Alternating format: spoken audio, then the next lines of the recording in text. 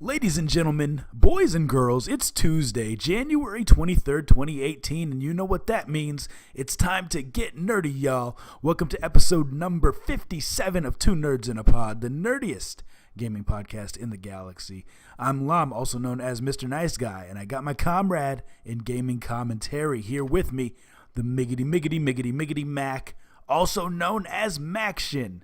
Mac, we're live, we're 13 minutes late, but it's all good. How are things, my man?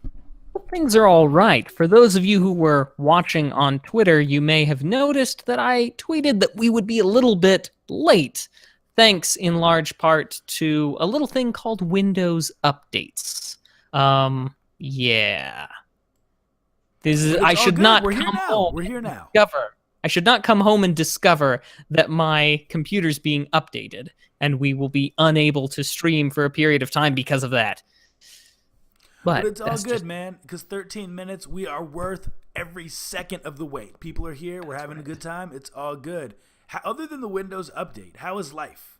Well, life is good. It's been, one of the things that I love about living in the high desert is that you get snowfall, it gets cold, and then it warms up. It is not uncommon to see a temperature swing of, 50 degrees. Even sometimes during the course of from day to night, a 50-degree Fahrenheit swing of temperatures, and that's fantastic. I really enjoy that that's a thing. So I love the climate of the high desert for that reason. But yeah, it's been beautiful weather, even with some snowfall and some other things. But yeah, just having a good time over here. Illinois, things are just freezing, man. We don't have good weather here. It was 40 degrees this weekend, and we thought that was hot, man. I smoked some meat this weekend because it was warm enough to finally do it, even though there was still snow on the ground. So, so yeah, I'm a little bit jealous of the weather that you have in that high desert. But anything else? Anything else interesting? Anything fascinating? Any funny stories you want to share with the people? Welcome to the stream, those of you who are just getting here. Sadly, I don't really have much in the way to share. It's just been a pretty normal week. I did have one. All right. So I probably shouldn't tell this, but where I work, we had somebody drive into a bank of snow with their vehicle. What? They drove into a bank of snow. The temperatures are below freezing, and I don't know if you noticed this, if you knew this, Mr. Nice Guy, but when temperatures are below freezing, water gets hard. I did not know that. You didn't? Okay, good. Well, this is a PSA to all of you out there. When temperatures are below freezing, water can tend to get hard. Snow as well, because snow is water. So they drove into this bank of snow, got themselves high centered and unable to get out of the snow, and caused some damage to their vehicle. And the person kind of had the gall to ask about if the business's insurance was going to take care of them having driven and damaged their car by driving into something. I was very much... I think I might have handled it poorly because the person was quite upset with my response, but I told them no. So, basically when it comes right down to... Okay, I can't take full credit for this. It was actually somebody else who told them no, but we as a unit told them no, and they got upset. And it's just one of those things where it's just like, hey, if you run into something, if you run into an inanimate object and do damage to your car, no, there's it's not. Here's what I thought you were gonna say. I thought you were gonna say they drove into some water or something, and then because it got so cold, they left their car there and it froze in the water. That's where my imagination went. I don't know why. But that's what I thought you were going to say. Like, they crashed, couldn't get the car out. They said, you know what, let's get it later. And they came back the next day, and it was frozen in time. Frozen in time. Nope, sadly no. Although that would have been pretty cool too. It would have been a cooler ending to the story. Not that your end wasn't cool, but my imagination was running wild. Well, I mean, who knows? Maybe this isn't an end. Maybe the person comes back irate in a few days and wants to sue us. Who knows? But it's just kind of funny. So remember, everybody, if it is below freezing, whatever that means in your Imperial or SI units, just remember, water gets hard. And on that note, I say we do what we do best and hop right into the gaming news, Mac. What do you think, man? Let's do it, Mr. Nice Guy. Welcome to episode number 57, y'all. We are 57% of the way to 100 episodes. And someone's like in the chat spoiling news stories. You know what we should do when people come in here and they say the biggest news story of the week is such and such a thing? We should not read that news story. But he's right. It is the biggest news story of the week. And it's also my first news story of the week, and here it is from GameSpot. It says, oh boy, and I'm clicking on ads accidentally. It's messing up. Everything is wrong today. What is going on in the world? The government is shut down. I'm saying random stuff to stall till I get this pulled up. On GameInformer.com, it says a significant change is coming to Microsoft's Xbox Game Pass with the announcement that subscribers will be able to access Microsoft Studios' Xbox One exclusive titles on their release date. This is a big deal. The first new release to be included in is the upcoming Sea of Thieves, which is coming in March. Other games, including State of Decay 2 and Crackdown 3, will be part of the Game Pass lineup too. Phil Spencer revealed this news on Major Nelson's blog, where he alluded to upcoming and unannounced entries in the Halo, Forza, and Gears of War series, which will also be included in the Game Pass. Spencer also outlined details about a new Game Pass subscription card, a 6-month subscription to the service, which includes complete access to more than 100 games, will be priced at $59.99.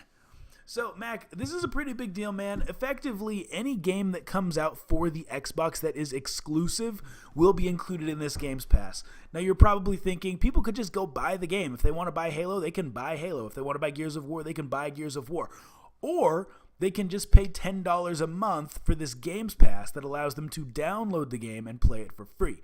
Now, in the chat, we already have people hypothesizing.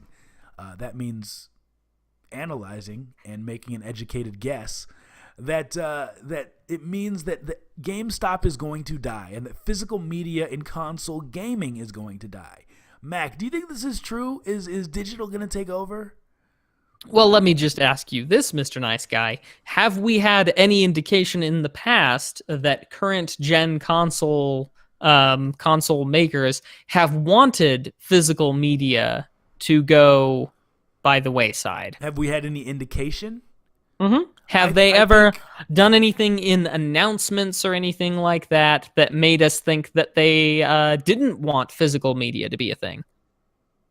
Maybe a lot of people got upset about with regard to Microsoft, and they backtracked on, Yeah. So, for example, saying that you can't share games between consoles, right? Saying that if you put a disc into one console, that the disc will only work on that console. I assume that's what you're alluding to, Mac. Is that mm-hmm. it? Yeah. Exactly. And that's, I feel like, especially when we're talking about Microsoft here, I think this is a rather calculated move that they think is going to do what they want, but less obtrusively. See, and I get frustrated when people say that physical media is going away because I don't believe that it is. I think that a lot of gamers, myself included, like to have their physical disc, and they like the ability to display it and the ability to play it years from now without having to worry about the download option being gone. Additionally, with net neutrality being taken away, I think that that's actually not going to contribute to the passing of the physical discs, because now people have to use bandwidth and potentially, we haven't really seen any changes yet, but potentially people will have to pay more money for streaming, for downloading, and whatnot. So I don't think that physical data is going away. Physical discs. Additionally, if they really wanted to get rid of physical stuff, they would price digital stuff lower. There's no reason that you should pay $60 for a digital version of a game and also pay $60 for the physical version. The physical version should always be more expensive because you are paying for the packaging and you are paying for the disc that can be used between consoles. So it leads me to believe that we'll still see them for a while. I don't know if you want to counter that, but that's kind of my opinion on the issue. I think I think a lot of places have been going that way, and I think they'll continue to make that push.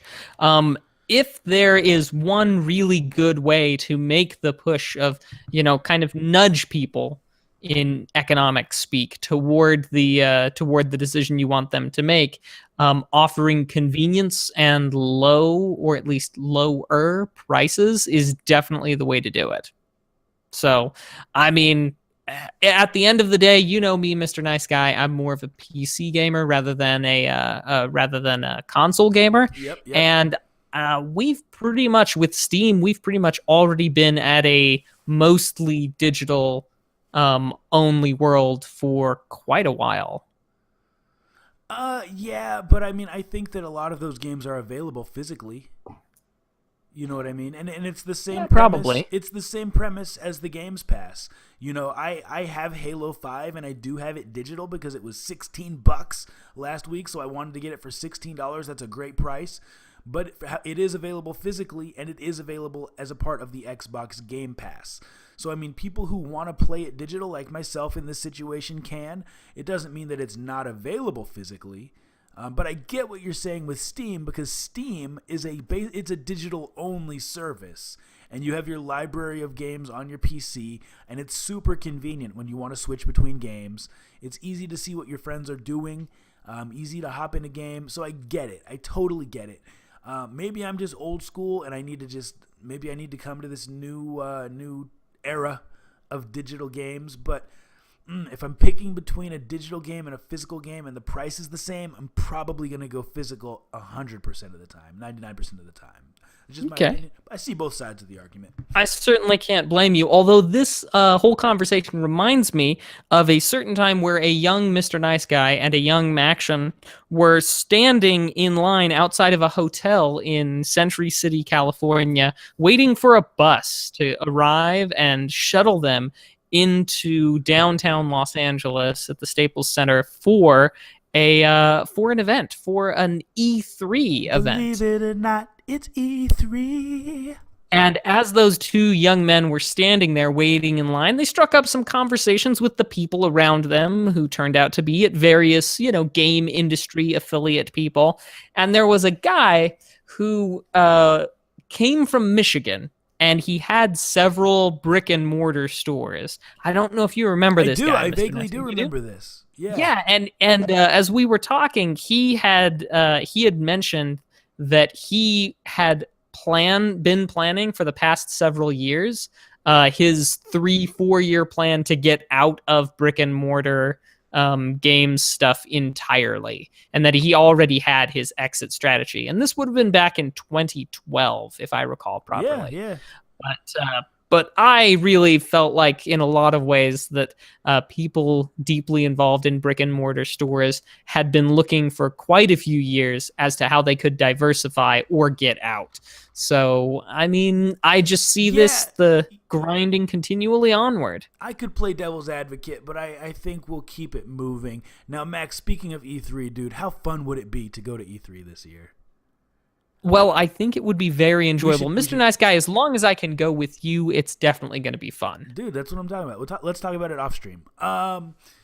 Cool. So, next news story comes from Eurogamer, and PlayStation has announced an official shoe. I don't know if you guys heard about this, but let's read about it. It says, "It's an exciting day to be a PlayStation fan." I'm going to hold up my PlayStation controller,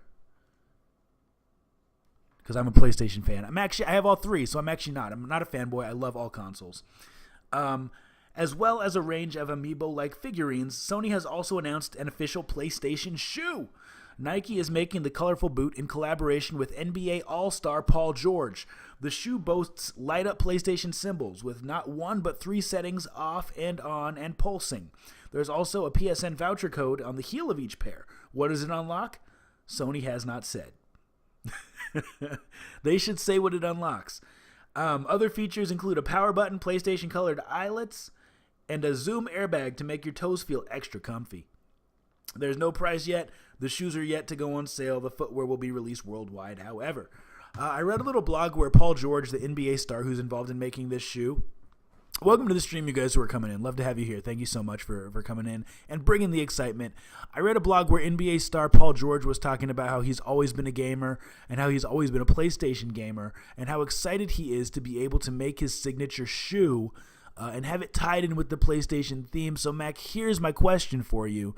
If you could have any video game turned into a shoe that Mac would wear, what video game would it be? And you guys let us know in the chat what you would pick as well. I think I know what you're going to pick, but I'm curious. No, I'm not going to pick Mega Man. I'm going to pick Super Metroid because I do really like the color scheme, and I think that that Metroid would be just a little bit more. I'd have a few more people commenting on Super Metroid, on Metroid-themed shoes. It's tough for me, but I feel like I would need to pick something 8-bit. You know what I mean? Man, it's such a tough. I think I'd have to go with like a Mario 3 or maybe even a Kid Icarus. Because in Kid Icarus, aren't there some shoes that have like little wings on the side? And I think that would be a really cool shoe to have some shoes with wings. They'd have to actually be able to enable me to fly in real life, though. Just by the press of a button, just like these shoes light up, that's what I'd pick. Let us know in the chat what you guys would pick. Moving on from the sneakerhead story, let's see what else we got. We got actually a lot of news stories this week. All right, let's talk about God of War, you guys, because this is actually pretty big news. This is probably the second biggest news story of the week. It says Kratos' next adventure, the decidedly different take on the God of War franchise, is coming to PlayStation 4 on April 20th, Sony announced today. For those of you who don't follow PlayStation stuff, the debate about when this game was going to be announced has been going on for a while. So it goes on to say Sony Interactive Entertainment and God of War creative director Cory Barlog confirmed the game's release date alongside a new narrative-focused trailer. In that trailer posted above, we got a preview of the story of Kratos and his son Atreus as they embark on a new adventure set in the world of Norse myth. Guys, there's not much to debate discussing this, but we're just excited God of War is coming back. It's a big exclusive for Sony, and it may be the biggest exclusive that's coming out on PlayStation this year. Mac, just generally speaking, any games you're looking forward to in 2018? I know there's one that was a Kickstarter that you've been waiting for a while, but is there anything else that you're excited for, anything else you'd be willing to get into? And then I'll share my thoughts on some games. I can't think of any currently. Yeah, Mr. Nice Guy, I'm sorry, I'm drawing a blank. Now, Mac, there's a game coming out this Friday, the 26th, and it's a pretty amazing game. And I would say it's probably my second favorite franchise in all of gaming, and it's a game called Monster Hunter World. Now, I know that you're into co-op, and I know that you are into... What's up, Duddy? Welcome to the stream, dude. And I know that you're into non-competitive as far as PvP. Are you into monsters, though? Because if you are, I feel like that would sway you in the direction of wanting to try this game, and it does come out for PC. Mr. Nice Guy, I think I could be swayed. I would say watch some video because it is a grind and it's a game that it'll take some time up. You know what I mean? Like you could put a few 100 hours into this. Now, I don't think I need to go back and tell the story of how Monster Hunter got me through some difficult times. But suffice it to say, Monster Hunter got me through some difficult times. And anyone who likes gameplay, who likes grinding, who likes fighting big monsters, and who likes co-op team-based gameplay, I would say try this game out. And people in the chat are backing me up on that. So let's keep it moving. And that's the main game that I'm looking forward to this Friday, Monster Hunter World. Super hyped for that. What other news stories do we got? We spend a lot of time talking about stuff, so we'll just do a couple more. Overwatch, you guys. This one says today, and this is on Kotaku. It says today Blizzard dropped Overwatch's latest map, a literal carnival of Blizzard references. Quote, Blizzard World, unquote, is a theme park about Hearthstone, StarCraft, Heroes of the Storm, and Warcraft. Playing it feels a lot like being invited to a loud, garish party that you leave feeling just okay. And then the author kind of does a review of the map. Suffice it to say, guys, Overwatch is really filling our news feeds as far as gaming stuff with a lot of noteworthy events. They just got that update with the new map. Overwatch League is really doing well. There was an Overwatch player who was banned from the league for making some homophobic slurs. You may have read about that. We're not going to get too much into it because I think we all agree that that's not okay. But Overwatch still popping a year and a half later. Glad to see that it's doing really well.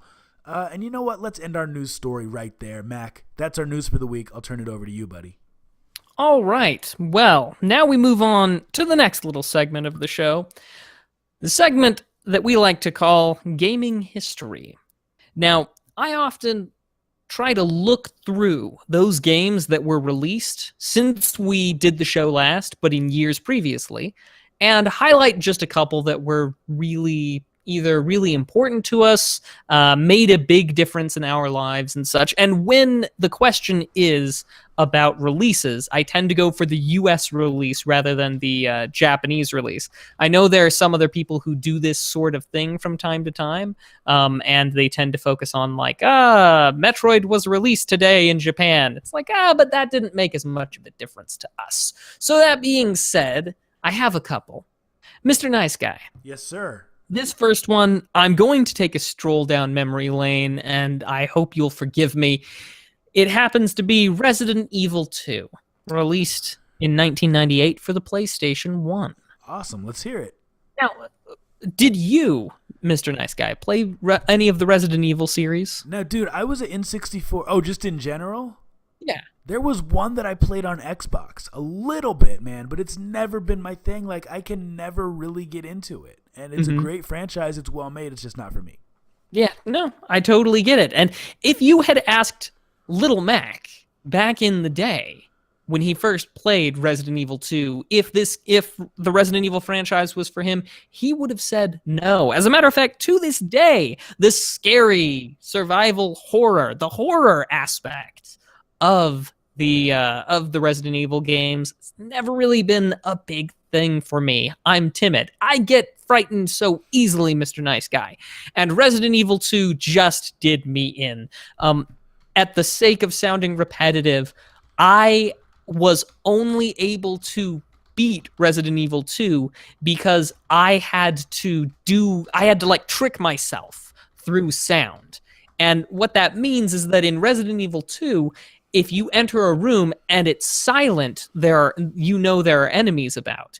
But if there is music, then the room is clear. What kind of music are we talking about? Well, the music in Resident Evil was creepy.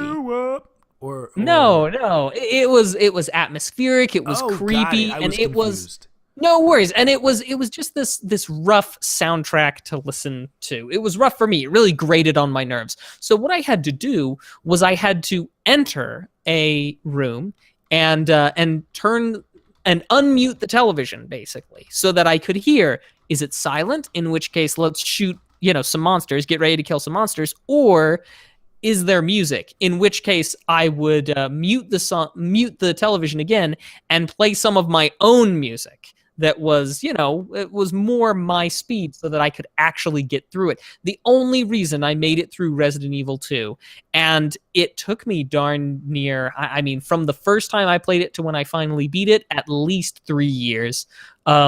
It was only because I had to go to special lengths, but precisely because it took so much effort and so much time in between, that's one of the reasons why Resident Evil 2 means so much to me. Often when I think about a game that's difficult or that I don't, that I'm having trouble meshing with, sometimes I reflect on Resident Evil 2 and I think, if I can beat that, if I can do that, I can do anything, So Resident Evil 2, I'm not going to lie, place. That's kind of funny. As much as I love video games and as much as I see them as a legitimate art form, I'm sorry. I find it amusing that you said, if I can beat this game, I can do anything. Because, Mac, you've done some awesome things in your life, and they're all more cool than beating Resident Evil 2.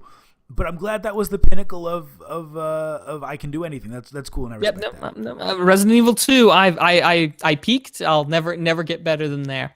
But there are those times where even that determination can't get me anywhere. And that is in the case of this next game, Legend of Dragoon, released in 2001 for the PlayStation.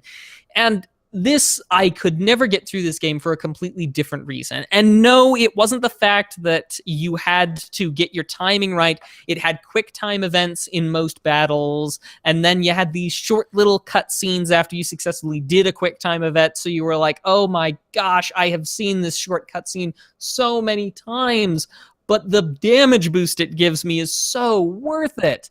But in Legend of Dragoon, at the end of the first disc, at the changeover between discs, there is a cutscene.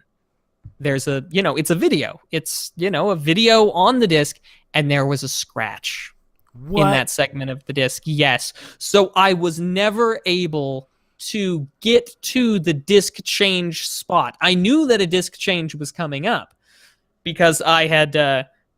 let's see, at that time in my life, I think I had read something on a message board because I was having trouble with a fight. Anyway, point being is that I knew that a disc change was coming up, but we got that skip. And in that day and age, I didn't have the funds. I didn't have the capital to just go and buy a new copy of the game with a first disc that wasn't scratched. So for years and years, I just sat there unable to beat it. And still to this day, I have not gone past where I had to stop on Legend of Dragoon. So in spite of feeling like I could accomplish anything thanks to Resident Evil 2, there are still some hurdles that even I can't jump over. Dragoon! But maybe someday, with the glory of emulation.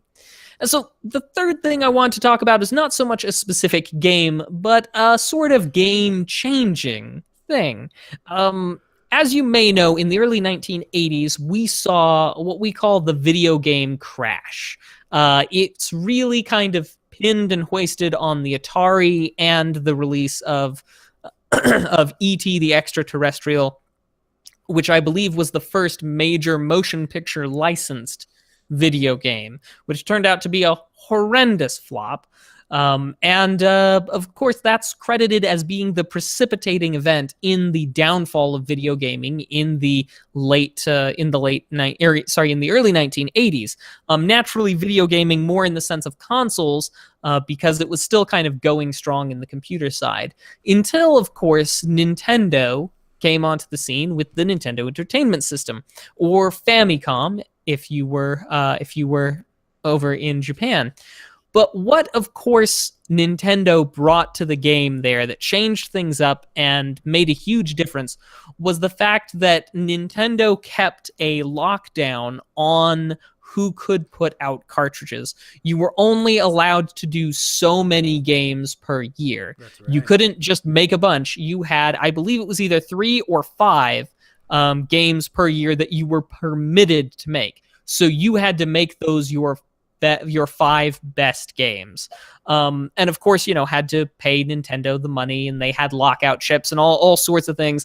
But I think the important thing to mention is that we trace the origins of really quality control back to that change that Nintendo made when they brought on the Nintendo Entertainment System. And it's something that stuck even into later game companies like Sega, Sony, and Microsoft, even though they didn't hold quite as tight of a grip. It's still something that we felt for many, many years. And then we kind of had later on the indie game renaissance, where we moved away from that and we had the ability, through often digital distribution platforms, for people to skirt around that and make their own games, like our favorite one, Cave Story, right, Mr. Nice Guy? Yes, awesome game. Favorite indie. And on that subject, did I mention a while back about Cave Story for the Sega Genesis? No. Tell me more. I've got it. It's fantastic. No way. So who did this? Yeah. Someone ported it? Yeah, somebody ported it to Sega Genesis, and it's pretty darn good. I mean, a little bit of slowdown in some spaces, but that's just how it goes. But anyway, I will leave that there now for gaming history. Just a little bit of a look into the past and how that got us where we are. Fantastic. Now, Mac is straight up dropping knowledge. He referred to the indie game renaissance. You guys aren't just getting entertainment. You're getting a history lesson here on Two Nerds in a Pod, episode number 57. Kudos to you, Mac. Golf clap. Excellent segment. Guys and girls, it's time for our next segment of the show, which is called the Topic of the Week, where we talk about something that's relevant in gaming today, and we debate.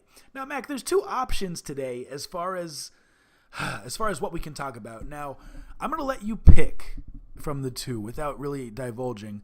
One of them deals with cheating in video games. The other one deals with violence in video games. Either of violence. Always violence. Always violence. Let's talk now, about... they say violence is never the answer. That depends very much on the question. For example, if the question is what is overhyped about video games by mainstream, by people who don't know things about video games, the answer, violence. Now, Two Nerds in a Pod does not condone violence of any type, shape, form, or size. Do not do anything violent and credit us for it. All right, on that note, guys, here's the news story, the topic of the week. It says, new scientific study shows no evidence of video games causing violence, and this is from comicbook.com. It says, gaming has always been a hot topic with the media, and lately there have been a few traumatizing stories involving acts of violence. Many media outlets will paint it as video games are the problem. And this witch hunt is nothing new. For decades, gaming has been the scapegoat for violent behavior and horrific events, but now a new study is here to say that there is no definitive correlation between the two. We all knew this, guys. We're all gamers, but let's talk about it anyway. I'm going to skip down a little bit. It says the overall gist of the study, which can be found here, concludes that there is no evidence to support the video game medium inspires aggressive acts. Though we all get a little heated in online matches, there is no actual evidence. They keep saying the same thing over and over again. Regarding the nature of the testing, members of the study observed whether or not fighting realistic soldiers in a game translated to the desire to fight real persons in reality. On the flip side, they also tested the same behavior in-game in a more cartoonish environment to settle the ever-popular, quote, games are too realistic, unquote, argument when debating violent tendencies. Most studies concluded that there is no substantial evidence supporting the claim that games are the cause. Sometimes people are just bad. Mac, I think we all knew that video games are not the reason that people do violent things. We knew that music isn't the reason. We knew that there's other issues. So here's what I want to talk about. Why is it that video games are the scapegoat when there are so many other mediums that contain violence that people consume on a daily basis? Why video games? Video games, Mr. Nice Guy, because video games are kind of the easiest, most obvious way to go, right? So, for example, Dungeons and Dragons, right? For a long period of time, Dungeons and Dragons, you would hear whispers. Well, I mean, you would hear whispers. You would hear people loudly proclaiming that your playing of Dungeons and Dragons would make you go crazy, like those one guys who stabbed each other playing Dungeons and Dragons. I mean, in spite of, I don't pretty darn sure that didn't actually happen, but playing Dungeons and Dragons would make you crazy, blur the lines between fantasy and reality, and you would wind up in a bad way. Or, people would die, that sort of thing. But of course, we had Dungeons and Dragons kind of before we had video games. It's just one of those things where it's like, whatever is going on has to be bad. Like, good example, you read all those articles about millennials, right, Mr. Nice Guy? Sure. And how millennials are ruining everything. Yeah. And how they can't, how they're lazy and they don't know how to work, and how they're lazy and they don't know how to get work. Social Security and And it is funny because on the one hand, you know how half of them are like millennials are lazy. And on the other hand, it's millennials are single-handedly destroying an industry by not buying things. Or like millennials don't earn enough money, millennials don't spend enough money. It's like, you see where the problem is, right? I mean, if one of those is true, the other one, anyway, not important. I'm with The you. I'm important with you. thing is that all throughout time, Mr. Nice Guy, something that the younger group of people is doing, like, it is the cause for all of the world's ills. And it's just the convenient thing that many people of our age group are the ones who we play it. And people younger than us play a lot of video games. So it's just the thing that is easy to latch on to and say, you kids these days and your video games. But believe it or not, Mr. Nice Guy, it was at one point in time, you kids and your books these days. I do believe there are some very interesting arguments that were, amusingly enough, written down about generations saying that writing things down was really just going to destroy the oral traditions. The only thing that was keeping the worlds together were the oral traditions, but this writing, it's going to destroy everything. Dude, there was a time when books were banned on a regular basis. Oh yeah, there absolutely were. I mean, it's just, in a lot of ways, it's rage against the new thing. And video games, to a lot of people, is still the new thing, in spite of it very much being a fact of life for most of us. You know what's crazy about it is, and I'm not here to say that I am extremely successful, because I'm not, but I mean, I have a solid job, and I have a family, and I take care of them, right? And we're comfortable. And I play video games. And there are a lot of people like me. You know what I mean? The stereotype of, people who play video games, live in their mom's basement, and, and they're fat and they're lazy and they just eat chips all day. It's just not true. It's just not true. And there are many people who are like myself and Maction, who are responsible adults and who handle our business, who also play video games as a hobby. You know what I mean? So I don't understand why it gets such a bad rap, but I think that I could not summarize it any better than Mac did in his explanation, so I'm going to leave it at that. And that has been our topic of the week. Mac, back over to you, bud. All right. So as you guys know, here on Two Nerds in a Pod, we like to take a look through some of the crowdfunding endeavors that are going on. Oh, and when I say we, I mean me.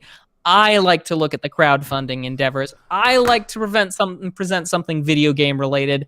I like to say what I think's great about it. And Mr. Nice Guy is always there, like a good friend, there to bring me back down to earth, set my feet on solid ground, and say what's wrong with it. And then at the end, we talk about whether we think it should be kicked out of here because it's garbage, or whether we think it should be kickstarted.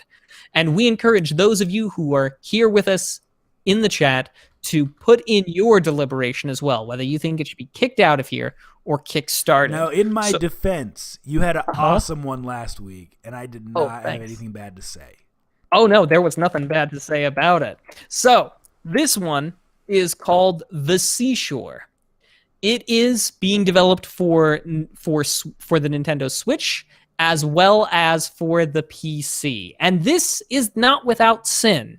However, I do like a few things about it. Number one, it is an RPG style game. It claims to have some Metroidvania elements, although I don't really see much of that going on in the demo video that they posted up. But what's really cool about it is that the number of players, 2 to 4, minimum of 2, because what you have is you have 2 characters, each with their own strengths and weaknesses. And from the way that it's presented, it's possible, theoretically, to beat the game with just one character, but it would be insanely hard, maybe impossible, to get through certain obstacles or bosses without the counterpart. So you are meant to play as a team, supplementing each other's strengths and weaknesses in order to play through and defeat it. They're planning on releasing something with 8 to 16 hours worth of gameplay. It's got some lovely pixels. It's got some good-looking graphics, 4 pixels, of course, and some nice music. with upgrades. They of course they of course are designing it with Nintendo Switch in mind, and kind of PC is sort of an afterthought. They have said that they'll do PS4 and Xbox if the stretch goals are met, but they're really going for that sort of a thing. It is set in a fantasy post-apocalyptic, which seems kind of cool. I don't see many fantasy post-apocalyptics, but the music's nice. The graphics look all right for what they are. So let's talk about, though, a couple of things that don't sit so well with me in it. Let's hear it, because you're going to beat me to it. If you look at the URL for that, which I posted in the chat so that anybody could take a look, it's the Seashore for Nintendo Switch, the usual stuff at the front, and then for Nintendo Switch -0. Well, that usually, the dash, an additional thing, usually means that there was an earlier one, and sure enough, a while back, they tried to release the exact same thing, and it was unsuccessful. And this was about 6 months ago or so. Unsuccessful meaning it didn't get funded? That's correct. It didn't get funded. Now, this one looks to be a lot closer to getting funded. And when they tried to fund it, back several months back, they were asking for $10,000 to complete it, which sounds very much more reasonable than what the current asking for such an endeavor is, which is something more like, hang on, what is it, 1,600 or so? They're asking for 3,000. 3,000. Sorry, my bad. But in the course of their thing, they gave in the old one, they gave a breakdown of what this was going to cost and where the things were going to go, and 30% of the $10,000 was going to go to fees. That's what they had done. And at that time, they were planning on merely doing a Switch release with stretch goals for other platforms. Now, if we contrast that to what their breakdown is, they're putting as fees at 10% of the 3,000. Now, I'm not aware of where the current fee structure is for publishing a game on the Nintendo Switch, but I can't imagine that it's gone down that considerably. No that it's way. gone down so considerably that whereas before they thought we need $3,000 just to pay the fees to get this on the Switch as well as Kickstarter, that it's changed sufficiently that they can say that only what's 10% of 3,000's what? 300.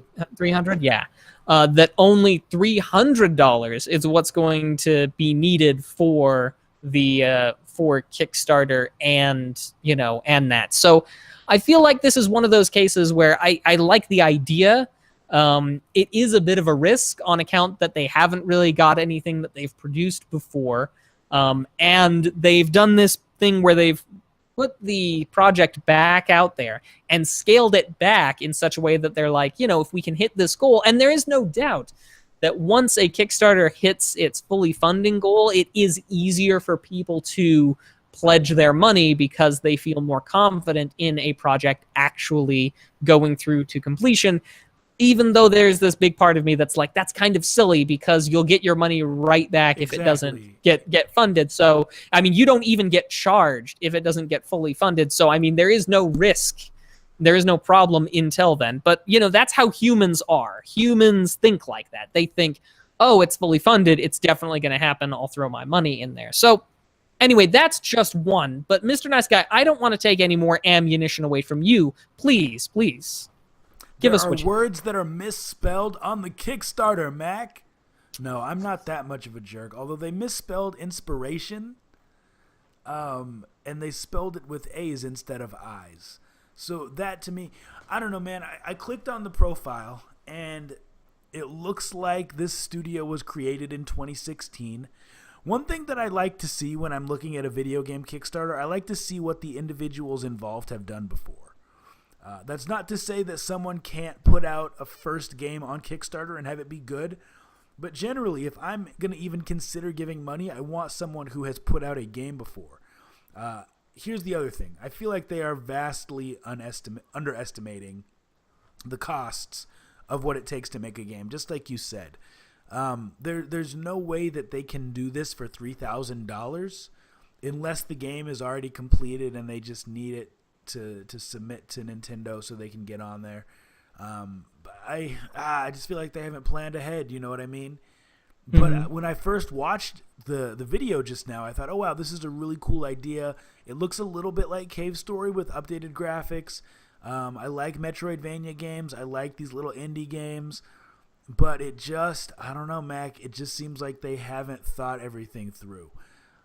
And I hate when people ask for money on a Kickstarter and haven't considered all of the costs and left themselves a little bit of wiggle room for the unexpected costs that are going to come up. So even if this gets funded, which it looks like it will, I don't think that the game is going to be completed. Now, Mac, here's a question for you. I noticed they have 49 days to go on their Kickstarter.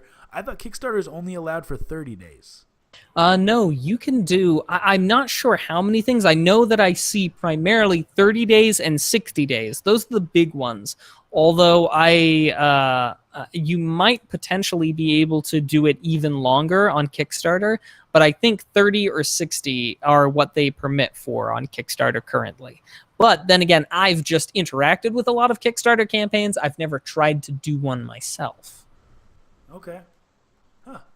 Yeah, and I mean, at the end of the day, Mr. Nice Guy, we know how it goes. I have something that's more important to me than anything else. More important to me than how much you're asking or where your breakdown is. It's that sign that you know how to take all of the different bits and bobs that go into a video game and put it together. That you can show that you can actually make a viable product. And I like to call it the playable demo. The playable demo. And unfortunately, I don't see a playable demo. A playable demo. So, as much as I feel like I like what they're doing, but I feel like they're being unrealistic. It looks like they've changed up the campaign, but they haven't. But they've just dropped the overall goal so that they can try and hit that funding mark and have that success of being funded, even if the 3,000 isn't exactly going to pay for that. And I wish them well. I would certainly enjoy playing something like this. So much so that if it had a playable demo, I'd absolutely give it a roll, and that might make me feel differently. It might make me feel like they really can deliver on something. But just pre-rendered assets and pre-rendered things for your Kickstarter video are not sufficient. I need something to try out. And so because of that, Mr. Nice Guy, for all these reasons and more, I say that I'm going to have to kick this one out of here. So, Mac, at this point, just turn on my PlayStation. At this point, all the people in the chat get to vote, right? That's right. That? Okay. So I mentioned a little bit before, but yes, please, everybody, give us what you think. Mention in the chat whether or not you think this should be kicked out of here or whether it should be kickstarted.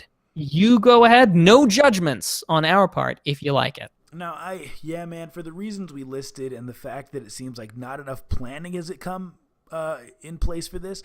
Also, the fact you mentioned that they have tried this before and didn't succeed, so they dropped the price.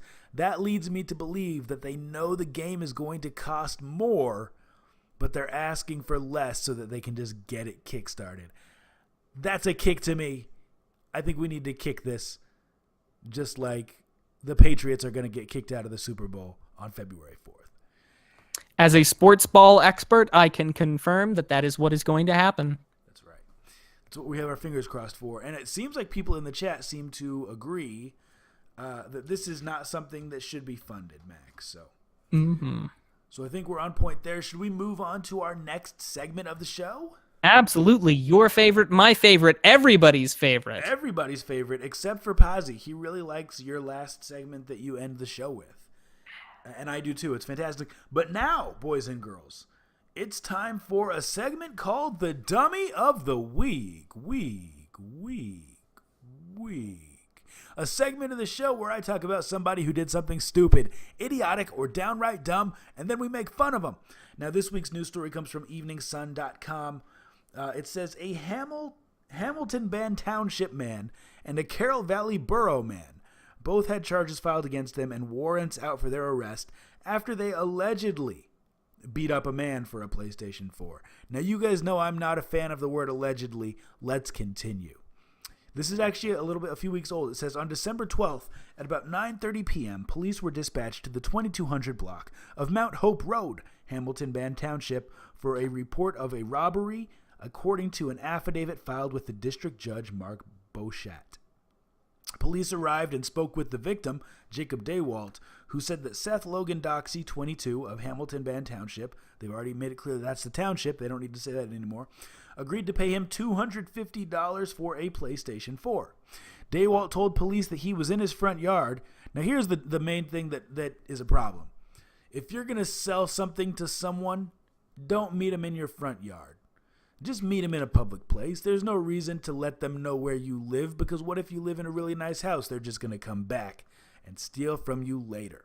The story goes on to say, so they're in the front yard. It says, when Doxey arrived with 4 other people in a black Ford Mustang, the affidavit states. Now that's red flag number 1. Anytime a black Mustang pulls up with 4 people in it, you know that people are doing something they're not supposed to do. Because Mustangs are not that big. It's not a comfortable ride for 4 people. It's just a quick getaway for 4 people. That should have been red flag number 1. Red flag number 2, who brings their 3 friends to buy a PlayStation with them? I could understand if you're going to buy a car that's used and you want to bring a mechanic with you to make sure the engine runs, but not a PlayStation. I would just go buy a PlayStation by myself. Let's see what else the news story says. It says, once Doxey knew that Daywalt had the PlayStation 4, he allegedly punched Daywalt repeatedly in the mouth, arms, and body. Repeatedly. Like Mike Tyson's Punch-Out. It says Jonathan Taylor Stambaugh, 21, of Carroll Valley Borough, allegedly got out of the Mustang with a baseball bat and hit Daywalt twice in the ribs, police said of the affidavit. Now, here's the thing. If you're in a fight that's 4-on-1 and you're part of the 4, there is no excuse for using a baseball bat. It's just unsporting. It's just a Mac with the puns, yeah. You're just straight batty if you do something like that. The puns keep coming, you guys. That should be your 3rd strike if you do something like that. That's crazy. So it goes on to say they hit him twice in the ribs. Wow. Daywalt also told police officers that 3 more people got out of the Mustang and began to punch him in his arms and body. He said they then took the PlayStation 4 and fled, the affidavit states. He also told police that he could identify 3 of the 5 people because, wait for it, he knew them. Now, maybe this is a small town, and I would never steal, but if one of my friends said, hey, I'm going to go meet someone who's selling a PlayStation, and why don't you come help me rob them? I'd be like, what's the address? And then they told me, I'd be like, nope, you know what? That's the address of someone who I know, and they are going to recognize me if we do this. That's a terrible idea. What was he saying while they were punching him? Like, hey, stop it, Steven. Stop it, Steven. I was just at your house for dinner yesterday. Please stop punching me. This is ridiculous, Mac. What does the news story end with? I don't even know if I need to read the end. Bottom line, guys, this is our dummy of the week. Don't steal, but if you are going to steal, follow the simple rules of common sense so you don't get caught. That's it, Mac. I'll turn it back over to you, bud. All right. Well, we like to end things off, at least formally end things off, with a little segment that we call Legalese. And in this, sometimes we like to talk about current lawsuits that are going on right now, or historical ones that have shaped, the way that we game. And Mr. Nice Guy, this one is near and dear to our hearts. As you know, Mr. Nice Guy, what is the greatest board game of all time? Just say it from your heart. What comes from your heart, Mr. Nice Guy? That's such a tough question. Monopoly? No, are you kidding? That's the worst. No, from your heart, Mr. Nice Guy. Not from anybody else's. Oh, what was that? Heroescape. Heroescape? I thought it was Hero Quest. Heroescape. Heroescape? That's your favorite pick? It's a great game. But what about Hero Quest? Hero Quest is a close second. It's a close second. Okay. See, thank goodness, because I was just ready to say that I don't even know who I'm dealing with here. I don't even know you anymore if Hero Quest isn't right up there at the top. So friendship saved. Friendship saved. So Perfect. Hero Quest, fantastic board game. Quest for Glory, a fantastic video game. As a matter of fact, I consider the Quest for Glory series to be a almost defining video game series. It has, in some ways, defined some aspects of my life. And we'll go more into that the next time we do a gaming history. And I've got one of the Quest for Glory games. But did you know, Mr. Nice Guy, that Quest for Glory used to be known as Heroes Quest? I did, because we talked about this once on the show before. We did, and I want to go in just a little bit more depth for the legalese segment. So, Heroes Quest 1 and Heroes Quest 2 were published. However, for whatever reason, Sierra and their group did not secure the trademark to the name Heroes Quest. And so when Milton Bradley secured the trademark for a Hero Quest game based on the board game, but to be played on video game consoles, there was a problem. And so while the details are kind of scarce, because the documentation that I was able to find basically was limited to this sort of magazine page article that just said, hey, because somebody else had this, and to prevent confusion, we've decided to rename the Heroes Quest series as the Quest for Glory instead. So same great game, different name, but don't you worry.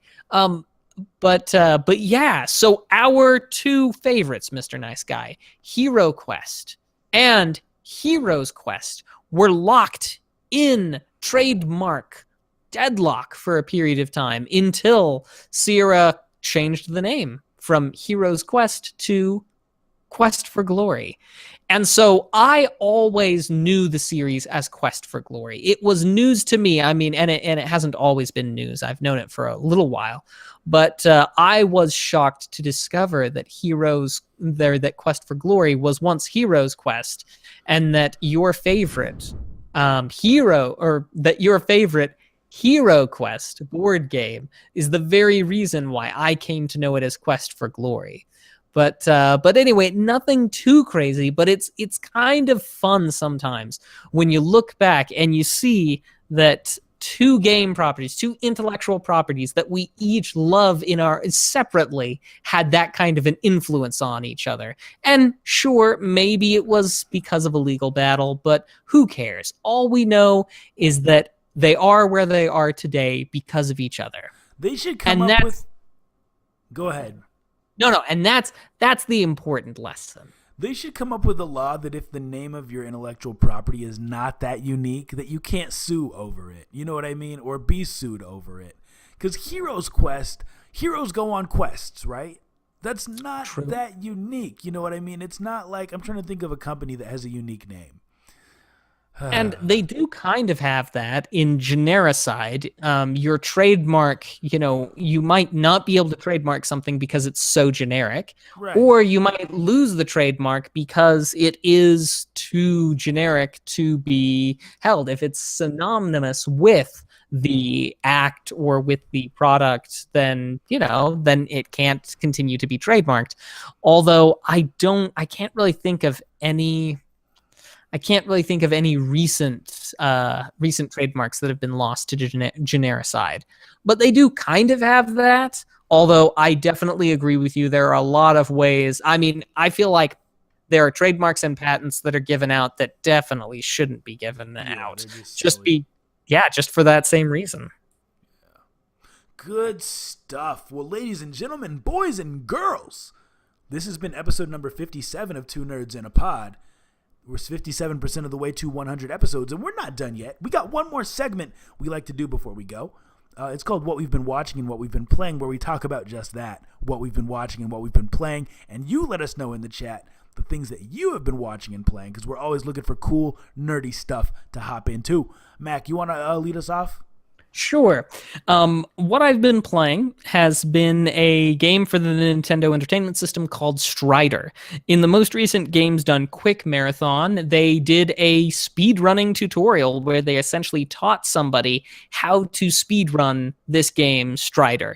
It took him 30 minutes to teach him how to do it, and then he did it in 8 minutes after having gotten lost a couple of times.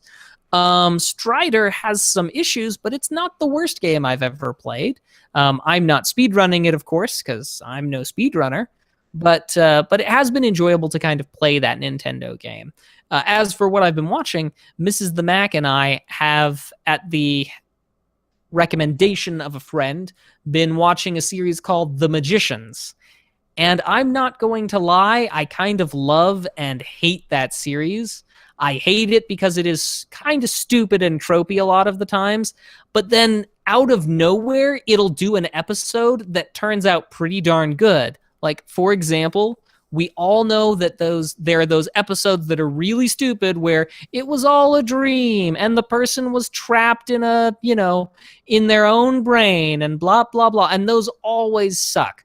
For some strange reason, The Magicians actually pulled off a pretty reasonable one.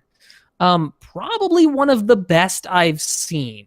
But then at the same time, they just so many normal episodes, and you're like, oh my gosh, please, could you stop already? So I oscillate back and forth quite a bit on that show. Cool. How many seasons are there? I think there are 2 on Netflix, and there might be a third one. I know that the book series, because it's based off of a book, and the book series is a trilogy. Oh, and another thing. You do not get to call it an original series if it came from a book.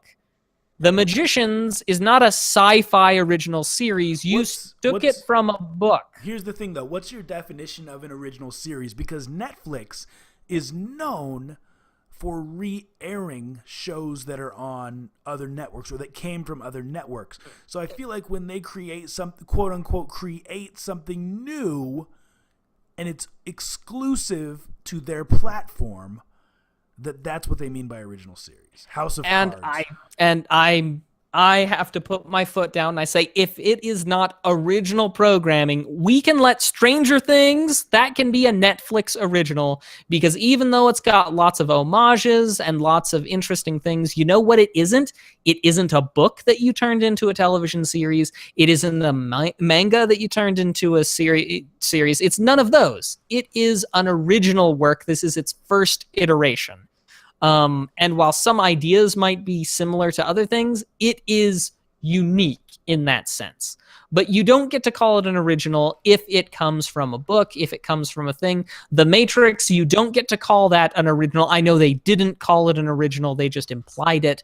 But yeah, no, I am not, you make something from a comic book, even if it's your own spin, it doesn't get to be an original. The Tick does not get to be an Amazon original. That's just my hot take. I mean, sure, it can be an exclusive. Go ahead, call it a sci-fi exclusive, a sci-fi original. Call it whatever you want. But just don't say it's a our thing original series, because it's not. So, sorry. I feel you, Mac. I see what you're putting down. I get it. Well, guys, for me, what have I been watching? I've been watching Marvel Agents of S.H.I.E.L.D. I'm really into that show right now. Mac, did you give up on that show? I did. Okay, fantastic. But the current season, I think, is pretty solid. So I really am enjoying it. I think that they've bounced back from some mediocrity, and I'm really feeling it. That's pretty much all I've been watching, other than some stand-up. And then as far as what I've been playing, I've really been playing a lot of Fortnite. I just got Halo 5. I was late to the party on the Xbox One, so I picked up Halo 5 recently, and I'm really, really enjoying it. Also playing that PUBG, PlayerUnknown Battlegrounds, on the Xbox One, and I think I already said Fortnite on both consoles, PS4 and on Xbox. Oh, and of course, I've been playing a lot of ARMS on the Nintendo Switch, because my kids love that game, and I really am bored of it, but I love my kids, so I keep playing it. That's what I've been watching and what I've been playing. Mac, we got some people in the chat who want us to know what we should check out. Do you want to read that for us? Indeed, we should avoid Bright on Netflix. It was apparently bad. The Grand Tour Season 2 is good. Also, the Grand Tour Season 2, I know that in Season 2, they go through an area where I have actually ridden as a family motorcycle trip, ridden every year for years. But I'll just leave that there. Let's see, some Star Trek Discovery, Final Fantasy. Oh yeah, playing some Final Fantasy 7 or sorry, Final Fantasy 6.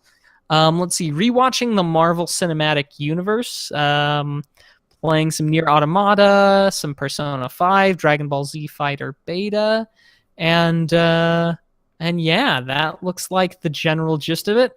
Good stuff, Mr. Nice Guy and I always like to hear what you guys are watching and playing, so that when we're done with what we're on, we've got some leads, and we appreciate you sharing those with us. We appreciate y'all. Guys, just as a side note, I'm going to hop on my channel and stream right after this, so if you guys want the party to continue, feel free to come over to twitch.tv/Mr. Nice Guy 425. I'm going to stream some Fortnite over there. Mac, I say we wrap it up, buddy. Absolutely. Thank you guys and girls for tuning in. This has been episode 57 of Two Nerds in a Pod. Check us out on iTunes. Check us out on social medias.